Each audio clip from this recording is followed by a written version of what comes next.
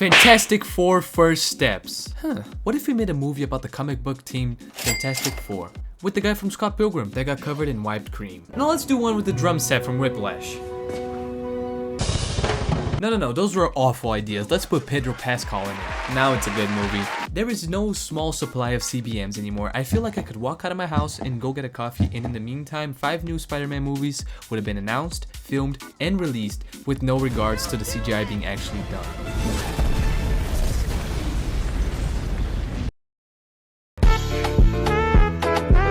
With that in mind, watching the new Fantastic Four is still pretty fun. How can I explain the story in the simplest way possible? There's Galactus. He's a very hungry boy, there's a baby, he'll make a lot of food in the future, and his parents won't let Galactus get him, so they banish him into the Shadow Realm. This is super oversimplified, but it's still pretty accurate. The film really likes the family perspective, and it makes it very clear that that's the main point of the movie. There are really cute moments where the characters are just acting like a family. Still, it does not back away from its plots and narratives. The story builds up around preparations for the last battle, and when it arrives, it's a very rewarding experience. The story feels planned out, which is something I've come to appreciate the more I watch movies. I can also feel the cliches, but they never stand out. You never notice it too much. There's heart in the writing, and that's what matters. Some would argue it's the most important part of the story. In the past, we have been graced with Sue Storm, the drug addict ex-porn star from Arrested Development. But now we have a blonde mom, and she's a very good mom. An out-of-touch super nerd, and by the way, he's Pedro Pascal. And like, since sometimes you have to be serious, I want to talk about the facts. The man can act. It's not like he's perfect, but there's like no complaints in that department. I feel like the biggest problem in the whole movie about his character is how unused his powers are. And we'll talk about this in a little bit. There's a blonde narcissist. There's the Thing. Woohoo! I like him so fucking much. Whether he's showing off powers or deciding to grow a beard, he's just so cool. He literally sets the boundaries for cool. He is cool. And Franklin. Honestly, this kid scares me. The whole team had very few moments using their powers throughout the whole movie. And even then, the balancing is just way off. Reed feels so nerfed. I truly believed he was the smartest man alive, but that he was Mr. Fantastic, not so much.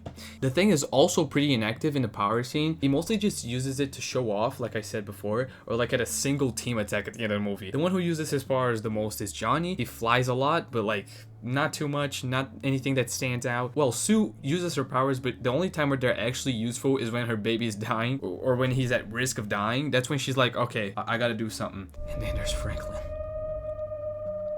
Oh my god.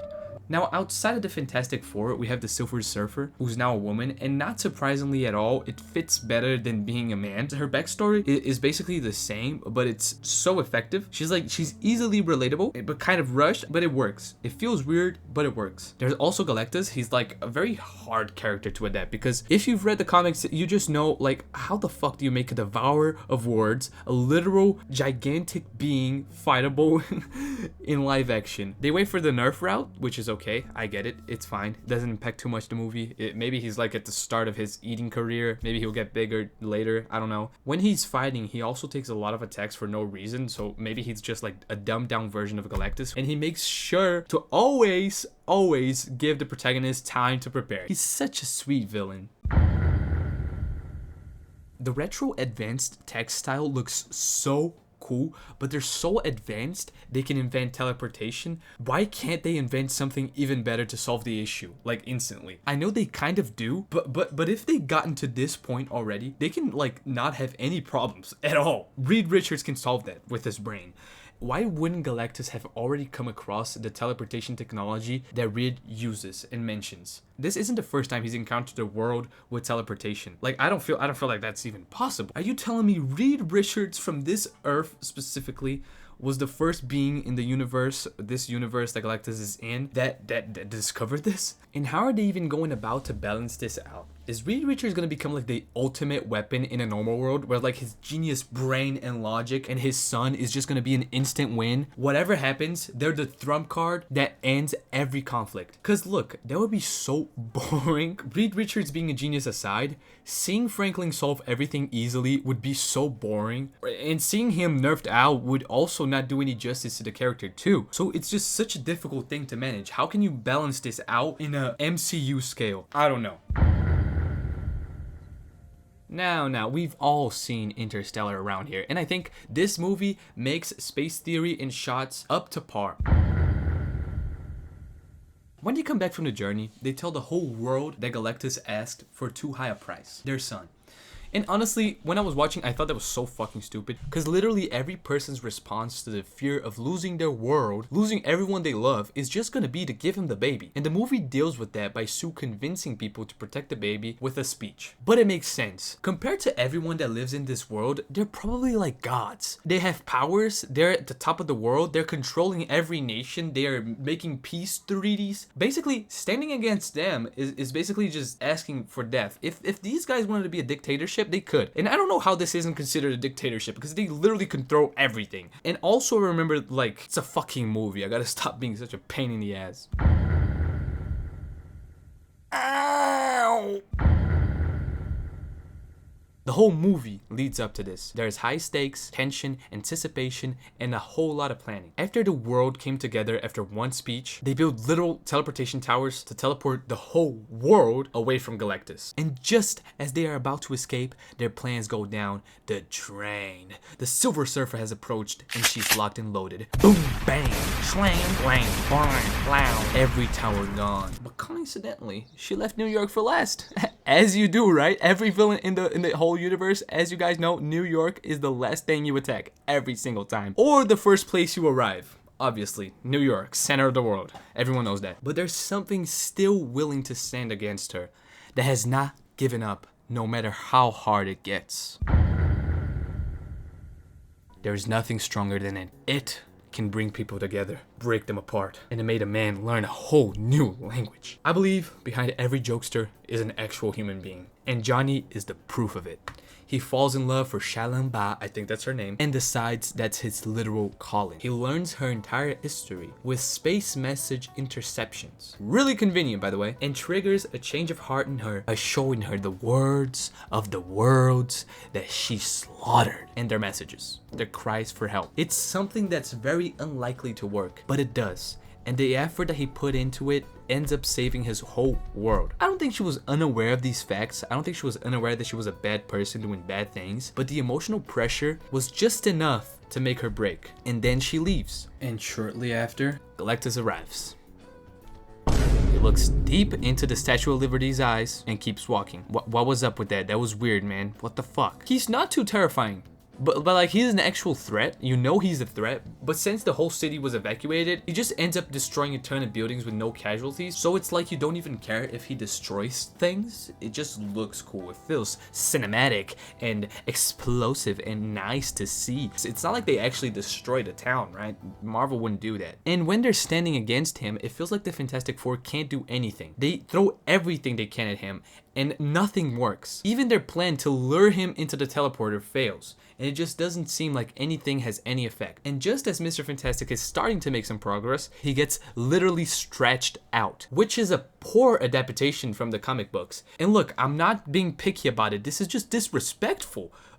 I mean, this isn't like even 10% of what he can do in the comics, and a simple pull makes him faint on the spot. Okay, it's not like a simple pull. It's still from like one of the most powerful beings in the universe. But you know, it's motherfucking Mr. Fantastic. He could have taken more. Galactus then gets Franklin, and this is the turning point. This is when Sue goes all out to save her son and literally solos the gigantic purple dress man alone. But let's be honest, it's like he lets it happen. There is no persistence from him at all. He like isn't even trying. He just, fuck it, I'm going. This is my destiny, basically. Imagine in the future they're gonna look back at this and say, actually Galactus wanted this to happen because then he met somebody at the end of the universe that he wanted to meet since a long time. Because when you look at the scene, there's actually no resistance at all. In the meantime, Reed gets the baby and Galactus is pushed into the portal. Of course, I am jumping my gun here. Galactus is not pushed into the portal yet. Reed got the baby is safe, but Galactus has not gone through the portal, not fully. As he's coming back, he's starting to fight it. Johnny gets ready to make a sacrifice. He even says, tell my nephew that I love him, something like that, something along those lines. And he starts going,